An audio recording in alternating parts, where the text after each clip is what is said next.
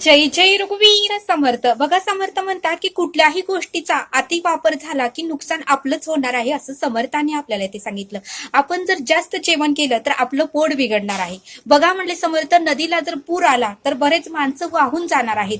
आणि बघा म्हटले समर्थ, भरपूर जर वादळ सुटलं तर अनेक छोटी छोटी घरं सुद्धा पडणार आहेत, असं समर्थांनी आपल्याला ते सांगितलं. भाजीत जर जादा मीठ झालं तर भाजी खारट होणार आहे. त्याच भाजीत जर जादा तिखट झालं तर भाजी तिखट होणार आहे. तसं समर्थ म्हणतात ते तिकडे जाऊ नका, आपल्या देहाकडे. आपल्या देहाने जर जास्त क्रोध केला तर नुकसान आपलंच होणार आहे. अति अहंकार, अति द्वेष, अति मत्सर, अति तिरस्कार जर आपण केला तर नुकसान आपलंच होणार आहे. आणि म्हणूनच समर्थ म्हणतात की या विषयांचा वापर आपल्याला जपून करता आलं पाहिजे, कारण हे विषयच आपल्याला आपला घात करतात, असं समर्थाने आपल्याला ते सांगितलं. म्हणून समर्थ म्हणतात की अति केलं की मातीच होतं.